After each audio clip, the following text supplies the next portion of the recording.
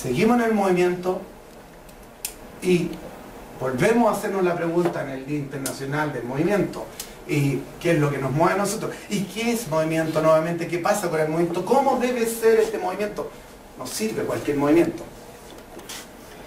Y volvemos entonces al kinesiólogo, y lo entretenido del asunto sería decir, ¿por qué no definimos al profesional del ejercicio al kinesiólogo, por ejemplo, en vez del profesional del movimiento? En ese sentido la WSPT fue muy sabia el año 98, creo, definió al kinesiólogo como profesional del movimiento. Porque, por ejemplo, en respiratorio, usted dice que tiene que ver el movimiento o que tiene que ver el ejercicio. Porque una persona que hace una maniobra en un tórax, lo que hace es deforma un tórax. En otras palabras, lo que hace, aplica una fuerza sobre el tórax y produciendo un H, una altura. Nuevamente tenemos la altura. La fuerza que aplica el profesional, que es un profesional entrenado para eso, entonces esa fuerza por la altura lo podemos expresar en energía. Ese profesional entonces está prescribiendo energía. Puede ver cuántas veces lo hace y sin embargo podría medirlo todo. En neurología, el movimiento ordenado tiende a, por repetición, a mejorar los patrones que están alterados. En terapia manual, por ejemplo, cada vez que hacemos una movilización articular, separamos una carilla articular, volvemos a hacer un H o desplazamos este H por medio de una fuerza.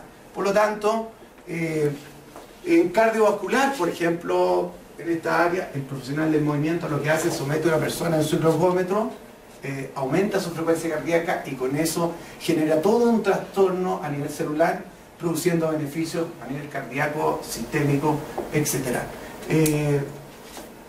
Entonces nos pareció muy adecuado el concepto de movimiento y no de ejercicio para definir el profesional del movimiento. El profesional del movimiento, entonces, en todas las áreas de la química, de la fisiología. Y viene una palabra que habitualmente nosotros no la tocamos mucho, que es la mecánica. Y es una rama de la física que se dedica, porque es la ciencia, la rama de la física que estudia, analiza el movimiento, su evolución en el tiempo, bajo la acción de fuerza. La rama de la física, la mecánica, es la rama de los kinesiólogos. Nos explica todo.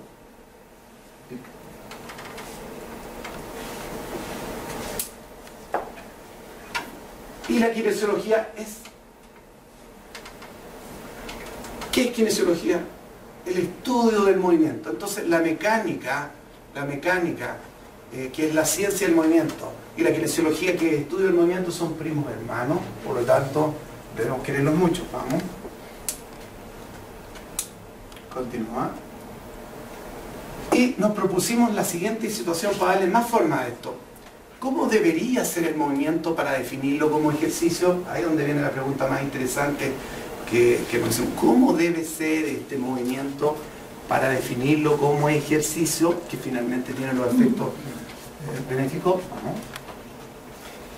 Ordenado, debe ser ordenado, es decir, debemos ordenar el movimiento. Aquí tenemos un par de ejemplos, que esto se hace mucho en Chile, donde hay grupos de gente haciendo movimientos que pueden parecer sanos para la salud, pero yo no veo cómo poder medir los H, podemos medir la frecuencia cardíaca en grupos, todo el mundo haciendo las cosas al mismo tiempo. En un movimiento ordenado tiene estructura. Entonces, continuamos. Características de un movimiento ordenado. Hemos definido el movimiento ordenado que tiene que tener una velocidad constante. Velocidad constante.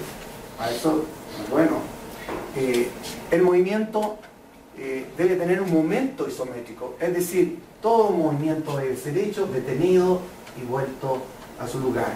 Levantar, detener y volver. Si yo hago esto, pasa a no tener sentido, sigue siendo desordenado y no es medible. Nosotros tenemos que hacer medible esa cosa. Tiene que haber un control en todo momento, en todas las técnicas, en todas las áreas. Es decir, levanto, mantengo y bajo. Sin control hago cualquier movimiento desordenado. Las alturas, los planos y ejes deben estar definidos. No es lo mismo que yo haga esto, que haga esto, que hago esto. Si lo quiero para una estructura, debe ser en ese plano, muy definido. Los desplazamientos de los centros de masa, es decir, de todas las estructuras del cuerpo, deben ser realizados con una masa, con una fuerza, que nunca supere las 60 repeticiones para asegurar que la persona no se lesione, porque pueden tomar 40 kilos y pueden levantarlo, pero no van a llegar nunca a 60. Esa es la razón. Y además que los sustratos a nivel celular, más o menos 20 repeticiones, 3 de 20, por ejemplo, se alcanzan aproximadamente en un minuto, se acaban. Todo movimiento consta de 3 fases: ascenso, mantención y descenso. Vale para todos los movimientos en general que nosotros prescribimos. Todo esto nos permite estandarizar el movimiento para poder llamarlo ejercicio. Entonces ahora tenemos movimiento que estaba desordenado, que es energía, nosotros lo ordenamos, le dimos forma y en ese momento le llamamos ejercicio. Entonces, ¿qué hay que hacer para que el ejercicio sea adecuado para la salud? Esa es la gran pregunta que se hace todas las personas en el mundo, nosotros también. Hay que dosificarlo farmacológicamente. Y aquí volvemos a toparnos en un problema. ¿Cómo vamos a dosificar farmacológicamente si no podemos prescribir fármacos? No vamos a pasar el ISP, nos van a mandar de vuelta. Si tenemos masas, fuerzas, alturas, entonces tenemos una energía prescrita. Sabemos esas cosas, entonces tenemos algo. Y ese algo, entonces, tenemos un fármaco del movimiento. A nivel mundial se habla del ejercicio como un fármaco. Así se está hablando hace muchos años. El ejercicio es un fármaco. Produce efectos tan benéficos como los fármacos y no está en contraposición de nadie. Los médicos recetan fármacos que aportan a la salud, los kinesiólogos recetan movimiento. Y ese movimiento tiene que ser estructurado y con dosis.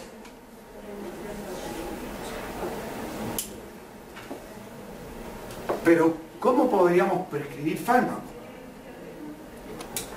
Nosotros a este fármaco le llamamos el fármaco del movimiento y le llamamos Galileo, porque Galileo nunca estudió medicina un año, después se dedicó a las matemáticas.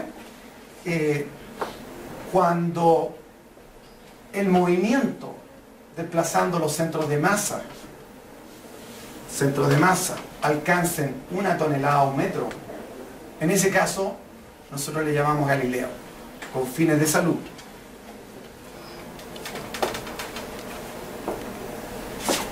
Préndeme la luz, por favor, Marco, please.